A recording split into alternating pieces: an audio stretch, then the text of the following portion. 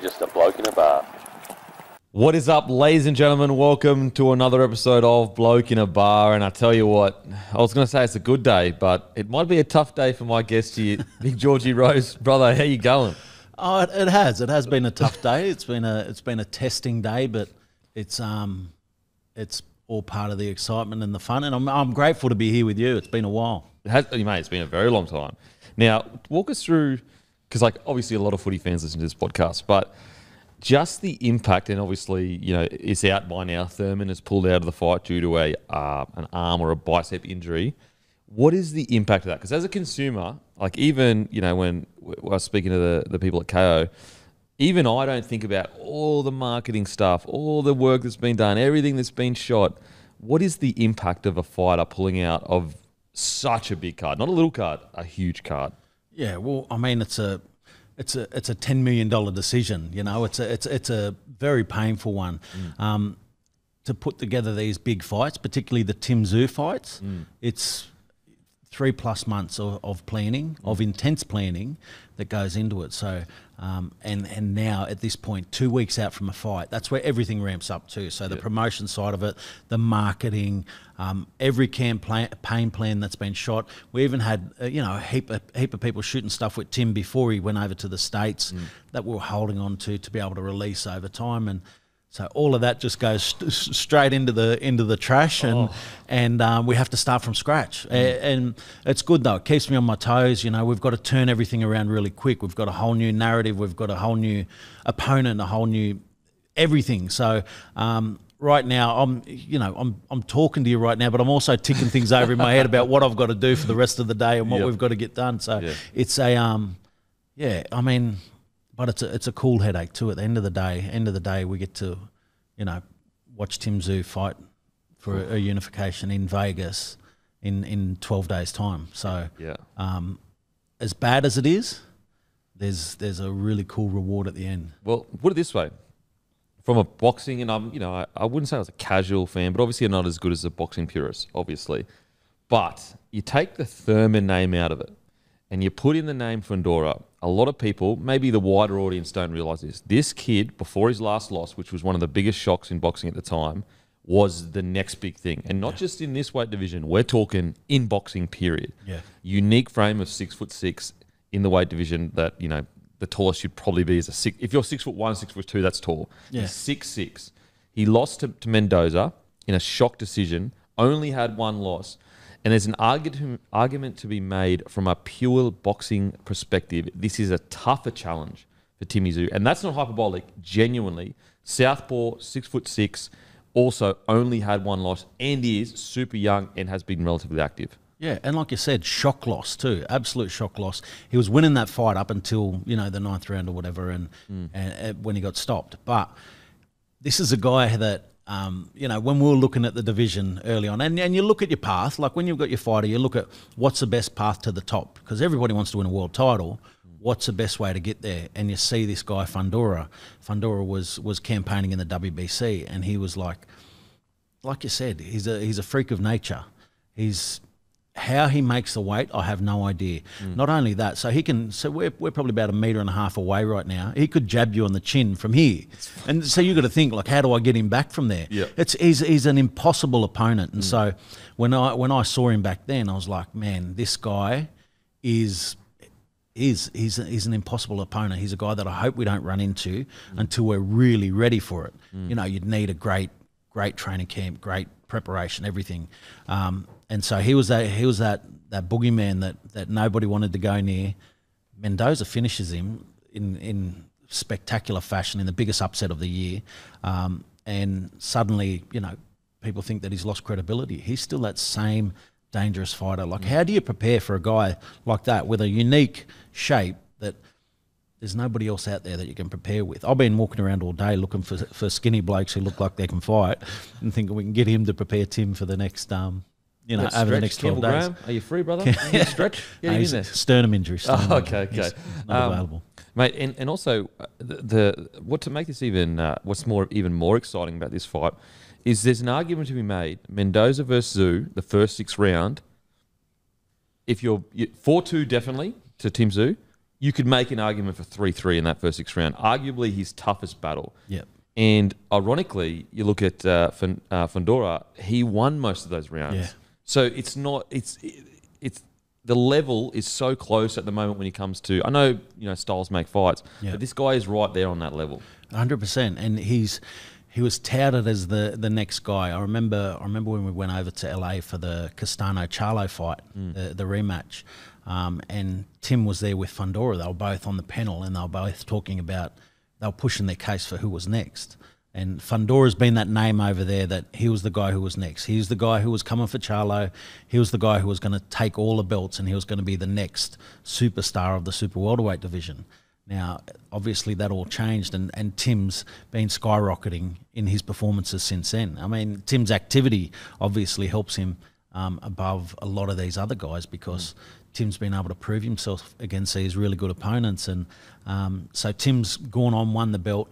Now Fundora's in the position to win, to win the WBC belt, and then because of everything that's happened now it's a unification. So there's 2 belts on the line. Yeah. And it's a huge opportunity for both of them. But Fundora has been that guy in the division for such a long time, and he's a dangerous guy. He is literally a guy that you need a 12-week camp for. You don't do this on 12 days. No. You need 12 weeks. Tim Tzsu's about to do it on 12 days, and that's what's absolutely mind-blowing to me. Like, I know that Tim's got, one of the great teams. I believe Igor is one of the best coaches in world boxing. And I know that he'll find the strategy, he'll find the plan that Tim needs to be able to get this win. But to do it on 12 days' notice, everybody is under pressure to get the job done. I mean, it's not an issue for Fundora because Fundora fights 6-foot guys all the time. So there's no big change to what he's been sparring. Well. Exactly. Yeah. So he's been preparing for these guys for all this time, and then whereas Tim didn't decide, hey, I'm going to go and get a 6'6", straight up and down bloke here to Southpaw to come in and spar with because there's nobody else like that. You'll never prepare for a fight like that until you have to. And ironically, Thurman is also a very unorthodox fighter. So the camp Tim Tszyu has done is for a 5'11", 5'10", wide punches, a lot of hooks, a lot of combos, weird timing. Yeah. Whereas Fundora is orthodox in the sense that pretty straightforward, but the southpaw 6'6". On top of all that, for people that may not know, Fundora was already planned to fight on this card, so it's not like he's getting a 12-day notice. He's in camp, ready to go. He is about to peak and be ready for a fight. So, mate, when it comes to this fight, I am just as excited to see the outcome because it's not going to be what a lot of people think it's going to be, I think. No, and it's a blessing and a curse. Like the fact that Fundora was on this card already, it makes for the opportunity for him to step up into the main event straight away. But it's an absolute curse because he's the boogeyman of the division, and it's such a hard fight to prepare for. One of Tim's big finishing sparring partners has been Brian Mendoza, who he just fought recently. But he had a very similar style to Thurman that was going to help Tim to prepare for Thurman. And so now I feel like the conversations will change from, preparing for that style to how the hell did you land on Fundora? What's the key? So I guess that's a benefit in knowing that Mendoza's been in the ring with Fundora. They can have them conversations now, but it's not the same as actually physically being able to prepare for it and go through their motions. Yeah, absolutely. And from Tim's perspective, it's a gutsy move because if he goes over there and somehow loses to Thurman, a lot of people will go, look, Thurman's at the tippity top. He's fought, he's beaten Garcia, he's beaten, you name it, he's beaten him in the division. The only loss he's had against Manny Pacquiao, which was a split decision, very close. If he doesn't get dropped in the early in the fight, he probably wins that fight. Yeah. So a lot of people would go, okay, Timmy's there or thereabouts, but he'll come back, he'll be sweet. If he loses to Fundora, all of a sudden it's like, oh no, it's all been hype. He's not on the world class level. Yeah. Look, the one mentality that I have is I never consider Tim Tszyu losing, so I never think about them that alternate world scenario. I believe Tim wins every day of the week. He beats anyone that steps into the ring with him. But like you say, Thurman was that name Thurman was that guy with the amazing resume, with the amazing mouth to back it up too. I mean, when we got to that press conference in LA and he stepped up to the mic, he absolutely owned it. I was standing there and I was like, that's cool. That's cool. And I love that about the boxing game because obviously in the NRL, which is where most of my background's from, you're not allowed to talk. You know, you can't talk yourself up. You can't have that flashiness. You get chopped down straight away. People hate it. But in boxing, it's encouraged, and it's a moment where you sort of sit there in awe. And I love watching people talk shit, and then they've got to get in the ring and back it up. And I don't think he was going to be able to back it up against him, but man, he was a pleasure to watch while he was there. And then now, now like you say, a win against Fundora. It might not carry the same weight that it would have in cleaning up Thurman, who's a former unified champion, a legend in boxing already. He's achieved a lot in boxing. Fundora has also achieved a lot, but he hasn't been to that point where he's established his name across the US as one of the big guys, even though he is in that top 3 in the division. You know, you look at Charlo, you look at Tim, you look at Fundora. They're the guys that are the names in the division. Yeah, the fight game. Growing up, did you ever think you'd be because I think when you say the fight game to the wider audience, it's a vague concept. You kind of get the fight game. Is it like any other sport? It's actually not like any other sport. The fight game, very unique world, boxing, combat sport. First of all, tell us, did you ever think you'd be here? But second of all, what is a unique part of the fight game that's different to other sports? Look, I think there's a number of things. I think the entertainment factor comes in so much. So don't get me wrong, these athletes are some of the greatest athletes in sport, and the discipline required, the levels that they push their bodies to is amazing. But what you do in the ring is 50% of the job. 50% of it is also entertainment. Yeah. And I relate to that so much. You know, I watched WWE as a kid. I loved the theatrics. Even as a player, I loved being able to embrace the crowd and everything else that came with it. Are you a Stone Cold man or the Rock man? Oh man, you can't split them, can you? I'm Stone Cold all the way. I love Stone Cold. I love Stone Cold. The glass smashes. Yeah, come on. And that's what I love about a walkout. You know, like that glass smashing, and then he just comes storming through. Fucking throwing up his fingers. And, you know, it's the best. It's the best, and that's what I love about the theatrics of it. And that's what I like, you know, trying to push into boxing as well. Like watching boxing as a kid, I remember Prince Nazim. You know, he'd come out and he'd have these crazy walkouts. All of these big walkouts, you know, even the boxing movies are amazing, you know, Rocky, Apollo Creed, all of the cool shit that you can do in boxing. The theatrics of it is I love it. I love that side of it. Man, I'll never forget Floyd Mayweather walking out with a Mexican hat backwards against, was it Oscar De La Hoya? Yeah, it was Oscar De La Hoya walked out with that. And that was a huge fight. That was huge. The disrespect. Yeah. It's huge. So good. Yeah. But I mean, you know, that side of it, it's nuts. And all of it's mental as well, you know, like Floyd doing that's mental. He's getting the crowd involved, he's getting the opponent offside. Yep. And I mean, the amount of shit that you can actually talk in the lead up to a fight, you know, it can get into people's heads. Yeah. It can get into it. And you get to push the boundaries as far as you actually want, which, you know, again, you don't get that in every sport. If you're talking like that about another team or another opponent in any other sport, you'd be sanctioned. You'd be sat down. You'd be ta-ta. And ironically, even from your own team, you'd be sat down. Absolutely. From, you know, the governing body, you'd be sat down. From the opposing team, you'd probably get a call from a few of the boys like, bro, what are you doing? Yeah. The boys would be benching you. You'd be benched. You'd come out with some peroxide hair. You'd have to roll the dice or something like that. You'd do something silly.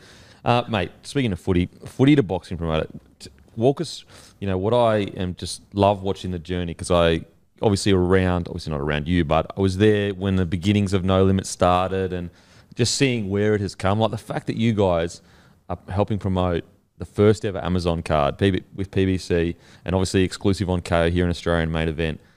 Like that's, to see that journey over the last 5 or 6 years is incredible. How did it come about, No Limit Boxing? Yeah, look, I mean, 2013 was our first show. WRSL was our first show that we ever did, and You know, we were helping out some mates at the time to get them a fight, and the show actually went really good. It done really well, and you know, we moved on up to the Orange RSL, I think it was, or the ex-services club or something. So the first one was just to help a mate out get a fight. Yeah. Well, I mean, it's hard. Like, the fight game is really hard, and here in Australia particularly, it's hard to get guys fights, and you know, unless you've got a promotional deal, or even in your weight, sometimes it's hard to actually match the fights, and I feel like that's one thing that we've been able to excel at and really get good at this point now, is that I think we match really good fights. We create really good opportunities for guys, and there was sort of an era where, you know, 50-50 fights didn't exist. You know, a lot of guys were just taking fights and building their records, and then when they come to the point where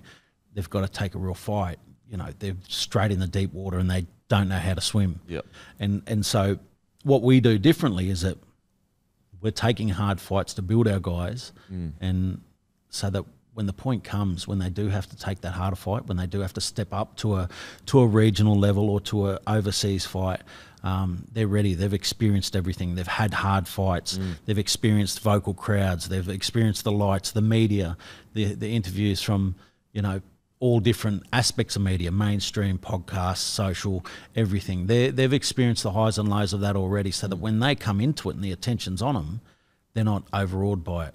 And it is more of a level playing field when they've got to step up. Now, it's like any business journey, you know, for the general public, they've seen the last 5-6 years and they've gone, wow, you just sprung up out of nowhere. This is incredible. But you look at the 5 years before that, what was that first 5 years like? And I guess, was there any, like, was it financially tough? Did you think it was going to work, not work, all that kind of stuff? All of the above, all of the above. And we're at a point where we were small-time players. We were small-time players in the game. There was already big guys that were doing a lot of shows, you know, that were making big money, and we weren't coming in with money. We weren't coming in with experience. All we did, we came in with a work ethic and a dream of making boxing better, and putting on a better show and making the experience better, and so for that, kicking down doors, you know, copping no's, financial hardship, all of it, we faced it all, but we just kept pushing forward. We kept pushing forward. We supported each other, and I think one thing that we did well is, like I said, that whole entertainment side of it, we try to make it a total package, so that if you're coming to our fight night, if I'm not having a good time at my fight night, I don't feel like you are. Yeah. So if I turn up there to my fight night and I think, fuck, this is shit, this is boring, you know, there's no music, you know, there's no action, you know, I'd hate it, and I'd expect you to hate it too. So if I'm enjoying it, you know, I feel like there's more chance that a lot more people will enjoy it too. So that's what we make it not just a night of fights. We have plenty of entertainment. You know, we want you to be dancing and enjoying the time, and we want the fights to keep rolling out regular, so that before you know it, you know, you've had a little bit of a dance, you've interacted a bit with the crowd, and then before you know it, these guys are walking out again, and we've got another 50-50 fight for you to sit there and go, well, who the hell's going to win this? Yeah, you know, and we want that. We want that to be the experience, that you go there for the entertainment of it, and we've built on that. And I feel like we've got a really good team, a really good formula happening now, and we've also got some great fighters on the roster. Yeah. We've got so many good fighters, guys who want to test themselves every time too. And you know, that's a dream for me. For me to have a guy who says anyone, anywhere, anytime, it's like great. Yeah. Now we've got to worry about who's going to get in the ring with you. Yeah. And it's something to work with as well. Very tough to work with a fighter that's kind of and ahhing and you know, this direction, that direction. Mate, I like the no limit cards. They, in Australia, with the ones that I've been with, they really are on another level. And the smooth, like, and what's really good about them is, I don't know what it is. Maybe it's the lighting, it's the music, I don't know what it is. But even like, I brought my wife, who has, you know, nothing about boxing, literally nothing. Every time she goes, she loves it. She absolutely loves it. So it's a great experience. Okay, so those first 5 years, was there ever a time where you thought you were done? Fuck yeah. What can you walk us through just one time that you thought you were just like, it's over? No, there was and we've had tough conversations. So I'm in the business with my two brothers, and there's good sides and bad sides to that. Yeah. I mean, the thing is that, I mean, a lot of people say don't mix family and business, but for us, there's no other way we do it. Like, we are just too close, too loyal. Yeah. We'd have to do it that way. But it also means we can have tough conversations. And there's been a few times where we've sat down and gone, like, you know, what the fuck is going on? This is hard, you know, like everybody was against us, everybody was blocking us. Yeah. You know, we're trying everything that we can to do it. We're taking losses, and we just kept pushing forward, and it gets to a point where it's like, well, you know, like, why are we doing this? You know, is this the right thing? And we had them conversations, but every time we got it off our chest, and then, you know, we'd sit there and we'd talk about, you know, all right, what's the solution? What can we do? What can we do different? What's not working? And I think it's just us in business though too. Like in general, you know, I played rugby league professionally from the moment I finished high school. Yes, I did my studies and that, but it's not the same as having real life experience and so many hard lessons that we had to have. Where now I sit here and I think back and I think, if we knew this back then, we're not in that situation that we're in, where, you know, we lost a lot of money on something that we did wrong at the time. We shouldn't have done it, but we learnt from it, and we'll never do it again. But and even, you know, even our processes of doing things, like you meet new people along the way, and you meet someone randomly, and suddenly it completely changes the way you operate. I mean, yeah, they've been absolutely life-changing. But as far as having my brothers as my business partners, it's lucky that we do that, because there's even been, I mean, there's been times where we've stood there, we're about to go toe to toe over things, because we're so passionate about what we do. And we'll clash, and it's like, I'm not backing down, you know, and he's not backing down either. And I mean, there's literally been times where me and Matt ended up on the road, and it's like fuck you, I'm doing, you know, and he was the same, and we weren't backing down, but we were so stressed, we were so like it was hard, and we weren't going to back down. And we're in a time where we're under a lot of pressure at the time, and we were just ready to settle it there on the road, and we didn't come to blows, because I would have touched him up if we did. Would have absolutely touched him up. But he, you know, and then no limit. There is a promotion that could put that fight on. But again, like half a day later, we stayed clear of each other. Half a day later, you know, we're straight back on the tools, straight back into brothers, work. you just know. And then you know, kids from home, and it was like, you know, you good? You need a hand? It's like, no, I'm good. Yeah, all right, sweet. Little handshake, and it's like, you know, it's over. That's solved. Sure, that was the big. But you know, you probably can't have.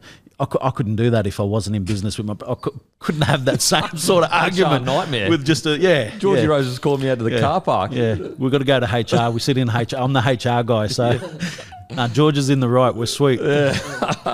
Mate. Like it. You know, it's the same with my brother, where, you know, he owns part of Bloke as well. And I think unless you've owned a business, it's with your family, the immense pressure it puts on everything.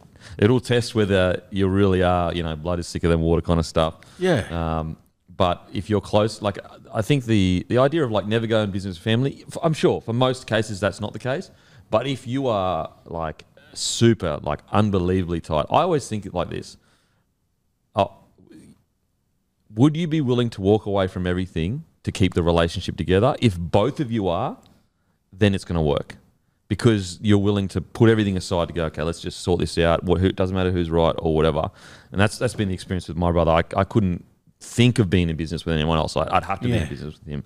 And it's a motivator too. Like sometimes when I feel like I could let myself down and I could quit, I won't quit, because I don't want to let him down. Absolutely. I don't want to let him down. You know, they mean more to me than myself. So, you know, I would never walk away from it, or never. I always want to achieve better, because I want to do it for them. I remember probably one of the toughest phone calls I ever had to make with Bloke. So we had the bar, and like I'd taken over to try and like fix. It was like, you know, basically a bar that was losing a lot of money and owed a lot of money. And I had come in, didn't own the bar before, but I'd come in to try and help and say whatever. But then my brother was also helping, putting in money to get the beer out there as well at the same time. And I remember having to make the decision of like ringing him, and I'm like, listen, we can't, if we brew another batch of beer, we'll probably go bust. And he was like, well, why have I been putting all this money in if we're not going to sell any more beer to stores and that? And I said, like, basically, a super tough conversation, because from his perspective, he's like, well, what's the point of the last year been if you're not going to be selling in stores and you're only going to be selling it at the bar, blah, blah, blah. And it's a super hard conversation. You feel like you let them down, but at the same time, you know it's the right call to make. It was a tough comment, but obviously it was the right decision. Thank you very much. But you know, it is. These are tough conversations that put pressure on the people you love the most. Yeah, it's crazy ride. And I couldn't imagine having to have them conversations with someone else though. Oh, I don't know how you do it. It's probably lucky that it is family that you're having it with. Yeah, absolutely. They can forgive you. So okay, when did you feel it swing around? When could you feel that? Was it, you know, prior to Timmy coming on board? Was it, you know, when you started getting a bit involved with, you know, speaking at social media sites? Was it before then? When did it swing for you? Oh, look, I think the last few years, I think going exclusive was big for us with Foxtel. Prior to that, we'd had Timmy with us for a while, and actually when we signed Timmy, there was guys that were saying that we were stupid for signing Timmy at the price that we did. Well, that's what I wanted to ask you next is, how did that come about? Because the chances of him following his father's footstep are actually really small. Like you'd almost think, would he have the dog in him? Would he be as tough? You know, his father was famous, whatever. Like, it's a big risk in both ways, you know, with him as well. I'm sure he would have had plenty of offers. How did that signing come about? Yeah, well, other people felt that way too, is that they asked some questions of him. But we met him, we met his team, and it was a bit love-hate at first with Glenn. Glenn's such a great operator, his manager. Yeah. And, you know, him and Matt clashed originally, but it was over the right things, and that's when we knew they were the right team, and we knew that we wanted to take what was seen as a risk at the time. We didn't see it as a risk. We really liked him, and we thought that there's a lot that we could do with him, and so we beat out everybody else with the offer for Tim, and he signed, and the growth from then has been, you know, we've been growing together. Tim's grown as a fighter. You know, all the questions that they had about him now, they're the same people that are saying that he's the best thing for Australian boxing. And they're not wrong. They're not wrong. He has been the best. You had promoters literally say to you, this is a stupid idea. You should do it. Yeah. I mean, there were people saying, oh, they're wasting money on it. They're wasting money on it. But I think, you know, at the time we were like, nah, he was someone we genuinely liked him. And that helps. I mean, that helps. You know, there's if you got to put all of your heart and soul into this business, which is what we do, having someone like that you like and you want to see succeed, it really helps in that journey. But we've grown at the same time that Tim has grown, and now, you know, we're doing sellout shows. We're doing co-promotions in America. We're doing, you know, we've been doing stadium shows. We've achieved a lot in our short time, particularly over the last few years. I think the Jeff Horn moment was a moment for Tim to take the mantle here in Australia. Yeah. And since then, it's been no looking back. So I think that was one of the big moments for us. I actually didn't get to be there for it. I couldn't get into Queensland. It was at that COVID time. So Matt and a few of the boys went up early. So they went up like a month early, and it was before everything closed. And then I applied. Couldn't get through it, so I sat in my lounge room watching it, and it was so bittersweet. You know, I was like, yeah, Tim, and I was like, fuck, look at them, they're all enjoying it there, we're not there, you know, I want to be there for the moment. Oh, man. Yeah, so we could see all the boys, they were all crying on TV, and, you know, it was a big moment. It was a huge moment. So much. First of all, you like him as a bloke, so you want him to go well, but I mean, the unique thing about the promotional business is you got to back a horse. Yeah. And if the horse goes poor, it's tough. Yeah, well, every event that we do is a gamble. It is a gamble where, you know, sometimes we're chucking it on a roughie and hoping for the best, and other times we're backing a favourite and we've got a surefire thing that we know works. And I think that's where we're lucky now, is that, like I said, with the formulas that we have, the team that we have, we've been able to. We know when we've got a good product and when we're going to deliver a really good show.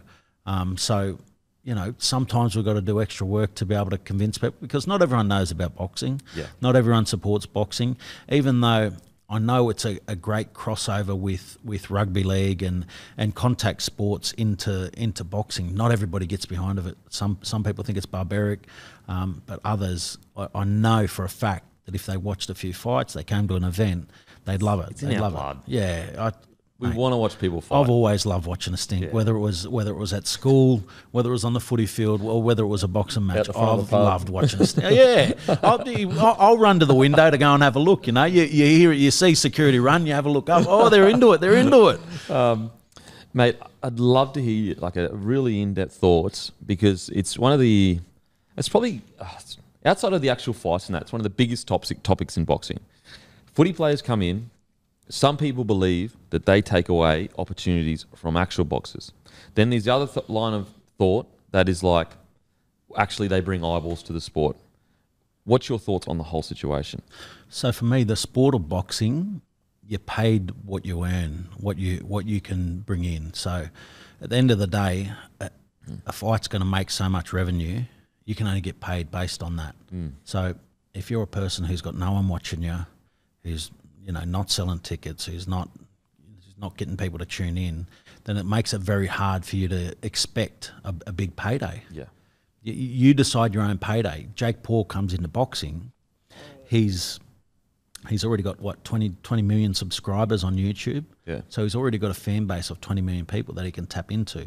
If 10% of those buy pay-per-views, he's killing it. Yeah, absolutely killing it. So, excuse me. It's the same thing with the football players that come in. They've got eyeballs that watch them. People, and don't worry, there's been some dud fights that people don't want to watch. If it's a good fight, people will tune in. Yeah. And the fact that the football players already have a name, have a base, people are going to tune in for that. If we can build their fan base off that, Paul Gallen did a great job of it. Tim Tszyu came in on the back of Paul Gallen initially, and other guys have fought off the back of Paul Gallen, Harry Garside, Sam Goodman, and they've been able to build their names off the back of that, not to mention a lot of other guys on the undercard too. So anybody who's associated with the footy players that are coming into it, they're building the revenue pot so that other people can get paid. Yeah. And so I see it as a positive thing, if there is a result for it at the end of it. Like, end of the day, if someone's going to pay to see something, then that's why they're worth what they're worth. Yeah, yeah. It's as well, like from a perspective of business-wise, your end goal has to be to help boxers. Yeah. Because you have no reliable income by just putting on footy fights. No. Because you don't know who's going to fight, who's going to retire, and what you just have no idea. Whereas like building up boxers is a very methodical kind of. Okay, this guy, we're building his profile slowly. I mean, Tim Tszyu is just such a good example. Yeah. Big name, obviously, himself, and he's earned every single thing he's got. But putting him on some of the footy cards made footy fans go, oh, he's bloody good. Yeah. And now all of a sudden there's a bunch of footy fans that probably would have never even watched Timmy, but now they're the biggest fan of Tim Tszyu. Yeah. I'll be honest, like, I put it this way, I saw the rise of Tim Tszyu much more closely than I did of George Kambosos. Yep. And I'm a huge Kambosos fan, but it wasn't as accessible. Now, obviously, Kambosos went on to be incredible, but it just gives you an idea of, when you put it on a card with people with a profile, more people are going to watch him fight. Yep. Another really good example is like Sam Goodman gets to headline a card. Obviously, one is his skills, but also look how much hard work he does in that local community in the Gong to have hundreds of Gongians to come out and watch him fight. Like, that's a bloke that realises, like, yeah, I've got incredible skills and, skills pay the bills to a degree, but I still got to do all the work out here of building a base up to get to headline the card. Yeah, and he gets that, his family gets that, his team gets it, and they do a great job of it. And he's a perfect example of, what you need to do in the fight game. And it's different, again, to other sports in that, you've really got to put in that effort to build your fan base, to build your supporters. And it's hard because where I feel like in our society a little bit, there's that, free tickets for your mates, the free mates, tickets for your boys, and that, you know. So anytime you got a business, whatever it is, Yeah. you know, they want a free feed. If you're in a restaurant, they come around for a free feed, and Yeah. it's sort of hard because you want to you need to sell tickets to build your own revenue, to build your own base, and people expect free tickets. So if you're a mate of a fighter, buy their tickets and support them, because that's what helps them grow as a fighter. That's the best thing that you could do as a mate is buy a ticket to their fight and get behind them. Well, that's like, you know, that's what promoters look at, like how many tickets were sold, like how many people watched it. And so, yeah, if you're actually doing your mate a disservice by asking for a free ticket. I know it's, you know, it's your mate or whatever, but if you're really behind him. And I've been guilty in the past of asking for free tickets too, so I know how it feels. You know, but I love to see that growth of Sam Goodman in Wollongong. You know, I want him to own Wollongong so that, you know, he can keep going back there. More Wollongong people can get behind him, and more kids get into the fight game because they see what he's doing down there. Yeah, mate. Yeah, it was such a great night the other night. Now, in regards to, you know, you've still got a long way to go, and I'm sure you wake up every morning going, putting out fires, and, you know, it's not all sorted. But you are one of the bigger Australian promoters. And so you've seen when you're the little dog and the big dogs are just treating you like absolute garbage. And now you're the big dog, everyone wants to take shots at you. And I'm sure there are some that don't. What's that experience been like with other promotion companies and, you know, going from the little guy to the biggish guy? Yeah, look, it's funny, like, because people, you know, they wonder about our rise, you know, like the fact that we are at the top. We do have exclusivity with Foxtel. A lot of people have taken shots at us about that, but at the end of the day, everybody's had that opportunity in that past. You know, they've all had the opportunity. They could have made it great, and that's what we're doing at the moment, is that we've worked our way into a position where we put on the best shows and we put on the best fights. And that's why we've got exclusivity, and that's why we're in the position that we are, and that's why we won't lose it, because we'll keep doing what we do, you know. Like, maybe we will lose it in the future, who knows? I won't claim that, but the thing is that it won't be on the back of our efforts. We'll make sure that we keep, like every show that we do, whether it's a big one, whether it's a small studio fight, we put in every effort into it to make sure that it's the best version that we can possibly do. And I want fighters to be walking away saying that was the best experience that I've had with a promotion. I want officials walking away saying that was, you know, the best the best experience that we had with a promotion. You know, I really want people to have that feeling, and I also want the viewers and everybody else who's a part of it. I want them to walk away with that feeling, because the rise that we've had, I mean, like last year we were named as one of the WBO's top 10 promoters in the world, and I'm like, this is nuts. You know, like that's the world. And so the shows that we've been putting all this effort into, it's been seen around the world. And we're lucky enough that Tim headlined 3 times on Showtime last year, and, you know, his shows are always a great spectacle. So in the States they're able to see this, and across the world they're able to see the amount of effort that we're putting into the shows. And you know, it does put our name on the lips of some of the global promoters, and, you know, some of them are really interesting characters. And there's been some good experiences there. What's been the biggest pinch me moment where you've gone, are you serious? Like, I'm just a young fella from Australia, from New South Wales. Yeah, look, I mean, there's been a few wild experiences over the last few years. Last year, the Spence Crawford fight, we decided in 2 days that we were going to go over for the fight. Yeah. What a fight to be there. The timing was so difficult, and then the window opened up, and we're like, this could be the fight of the decade. You know, like, it's that matchup. It's a fight that doesn't happen, and the fact that it was on, we were able to lock in tickets and get over there, you know, within 24 hours, and so we rolled up. We landed just in time for the weigh-in. I missed the weigh-in, actually. I took the bags to the hotel. The boys got to go and watch the weigh-in. Next day, fight comes around. We go to our seats, we sit down, and it's like, oh, mad. You know, Badu Jack's sitting behind us. Yep. Oh, that's cool. You know, we had Andre from Outcast is sitting back behind us. Marlon Wayans is sitting back behind us. No way. And so I'm here, Matt's there, Trent's here, and then I think we're at the co-main event, and Mike Tyson walks in. And he sits down next to Trent. That was his seat. His seat was yeah. So we're sitting here ringside watching the fight, and Mike Tyson's sitting here next to Trent, and we're like, holy shit, you know, like this is like cool. And it was like, we're like, I was tapping Matt. I was like, you know, look. You're like, what? Are we asking for a photo or what? We're asking for a photo, and then turned to just about to ask him, and this other bloke's come across. He's like, oh, hey Mike, can I get a photo with you? He's like, I'm watching the fucking fight. Get the fuck out of my face. I'm watching this fight. Get away. And I was just like, I looked, and I grabbed Trent. I said, don't ask him. So we just sat there still. So Trent sat next to Mike Tyson for the Errol Spence-Terence Crawford fight. He sat next to him the whole time. We did not ask him for a photo. We barely talked to him the whole time he was there, because when he sat down, man, I could feel it in his voice. I was like, man, he's the baddest man on the planet. I'm not.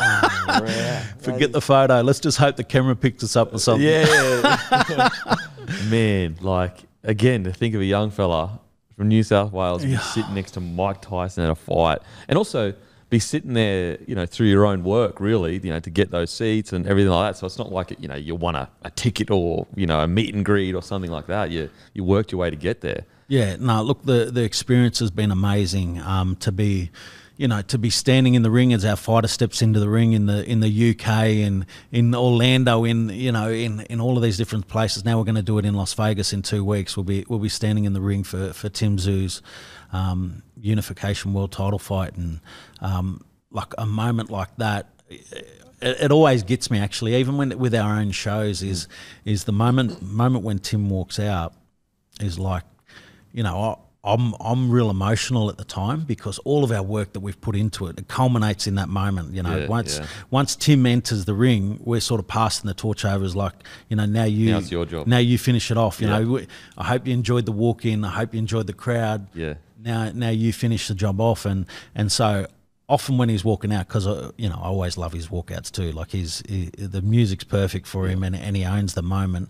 And you know, I'll be sort of getting a little bit teary here, sitting there while he's walking out, and I'm trying to hide it. And I'll sort of go to look away from the camera, or look away, and I'll see, and then Matt's over here, he's fucking sobbing, and I'm like, yeah. But it's the amount of emotion that you put into it to get to that point. So it's almost like, you know, we've played our game then, and we're walking off the field, and Timmy's walking on as the main event, and then he just finishes the day off perfectly every time. Yep. Well, I'll be over there with you boys, so I cannot wait. Oh my God, I'm so excited, Going to be so much content. We'll be interviewing all the 4 or 5 fighters, probably more. I mean, you name it, we'll be interviewing over there and creating the content, putting it out on Bloke and obviously Kayo. Mate, just with your footy career, I'd just love to know what was the peak. First of all, walk us through your debut, and also what was the biggest moment of your footy career, and also how does it compare to being a promoter? Yeah, right. So my debut, I debuted for the Roosters in 2004. It was off the back of some really good reserve grade form. I was playing good then, and an opportunity opened up. I think Jason Kalis was injured at the time. Roosters had a great team, and I got a start against. Far out. That would have been grand final. They lost to. Yes. Yes, great team, great squad, and so we played at Newcastle. Made my debut at Newcastle, and I think I had something like 60 people had come down, and they had their own little stand over in the corner that they were all on. They made a sign for me, and that it was a huge moment. And I didn't play long, but the biggest hit that I did of the game was standing on the sideline waiting to run on. So Ricky called me up. He said, "Get on there. You know, you're going on. Just, you know, rip in, blah, blah." And I jumped up. I'm standing on the sideline, and the Newcastle trainer was sprinting out. He was running messages. He comes sprinting out. He's run straight into me. And, like, I didn't even budge at the moment. Like, I was so on. Yeah. And he's just run at me, flattened himself on the ground. I looked. He's there was the only shot that I put on all game, but it was a fucking huge shot. And that was it. I got out there, had a couple of runs, you know, got to play in a team with Brad Fittler.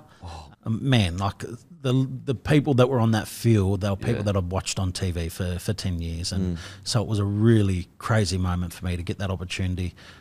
Grateful that I got it. From there, I was at the Seagulls from 06 to 13, and I had, that's probably where most of my great memories were while I was there. Really loved playing in the Indigenous All-Stars game. Winning the Preston Campbell medal in my final year was a huge moment for me then.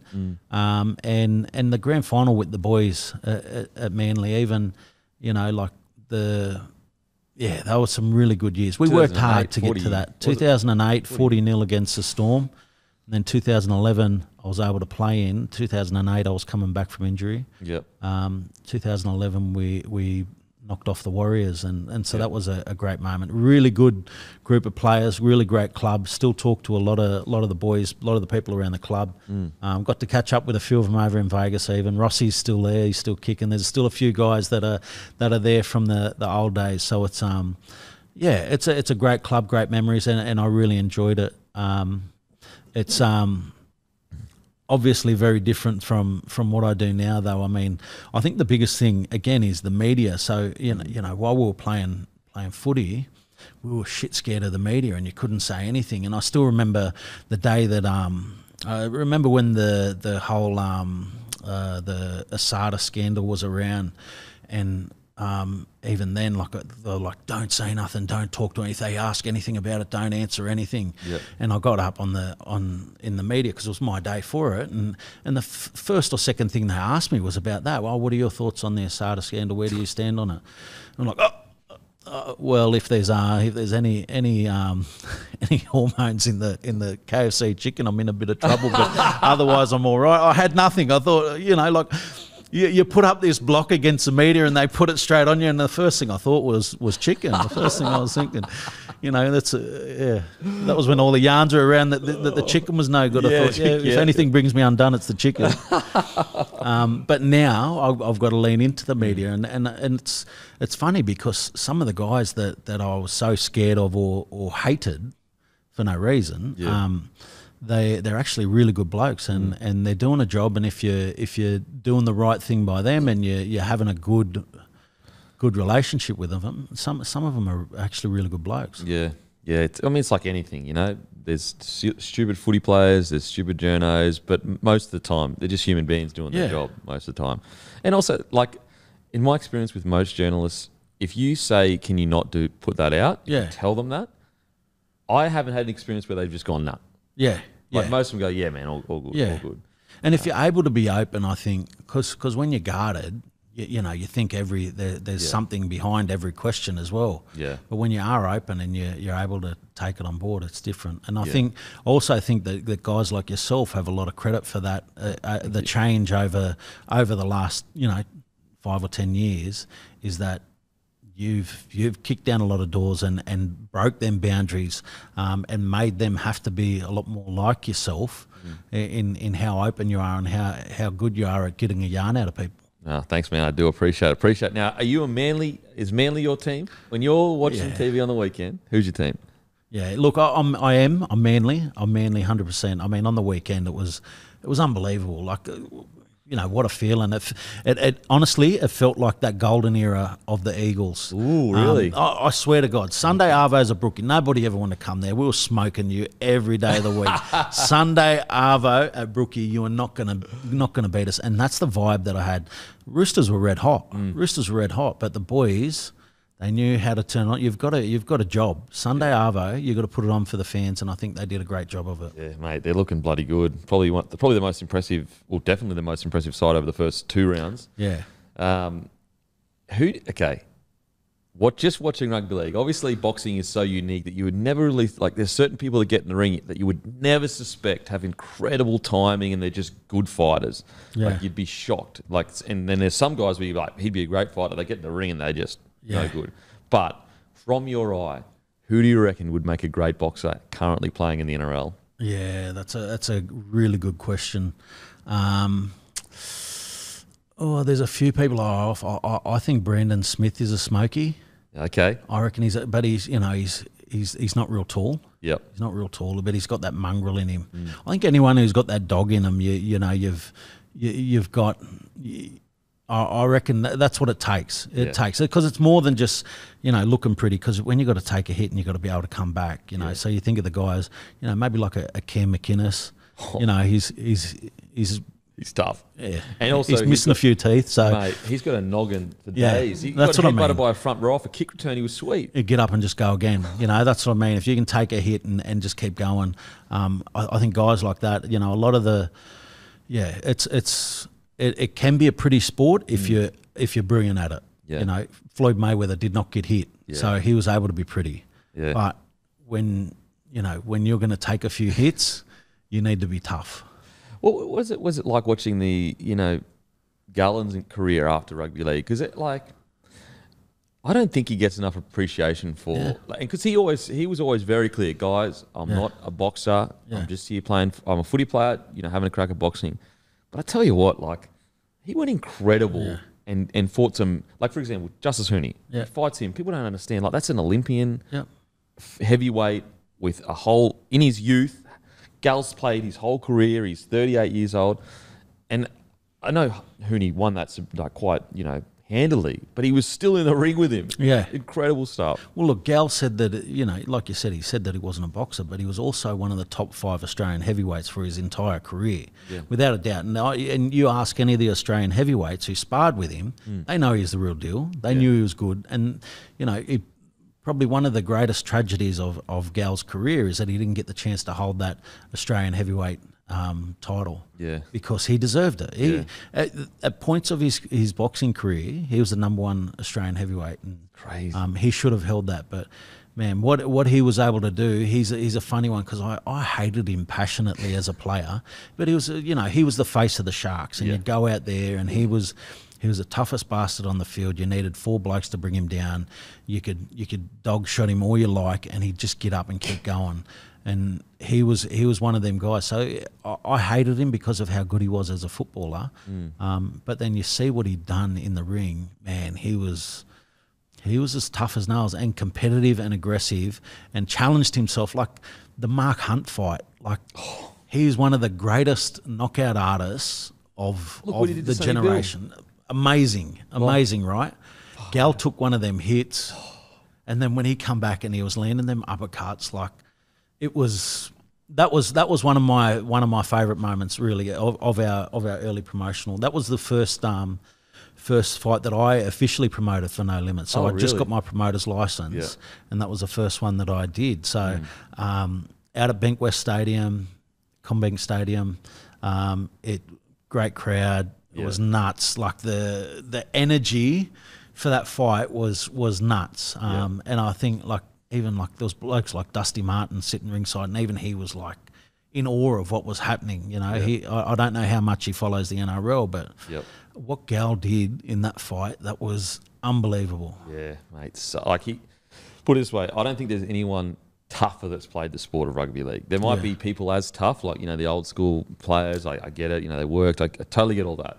Yeah. But I tell you what, there can't be many blokes tougher than Gallen to ever play the game. Yeah. Surely. No, if you're heading into a fight and you got Gal on your side, you'd be feeling pretty confident. You know he's not going to quit. He's got no quit in him. Yeah. He's as tough as they come, mate. So March 31st, make sure you buy the fight, guys. This is one of Timmy's biggest tests of his career, to go over there. And the pressure that is going to be on this man is like the weight of a country, but also the weight of a brand new player in the fight game. Yep. There is so much to lose for Timmy, but also a huge challenge ahead. Yeah, he's opening Amazon Prime. Like that's amazing. It's the biggest new boxing broadcast deal in the world, and he's opening it. He's the headliner, and now he's got to fight the boogeyman who. You need 12 weeks. You need 12 months to prepare for this bloke. Yeah. And Timmy's doing it in 12 days. So good, so good. So make sure to grab the fight. It'll be on K. You don't need a subscription. It's also on Main Event. Thanks so much for joining us, big fella. Appreciate it. And also, just so you know this, I have been anointed the 4th adopted Rose brother when I'm at fights. Den and Rose. I'm the adopted brother. That's just, when you see me on camera, I'm officially an adopted brother of the Rose. Just so you know. I love it. Thanks, brother. Appreciate it.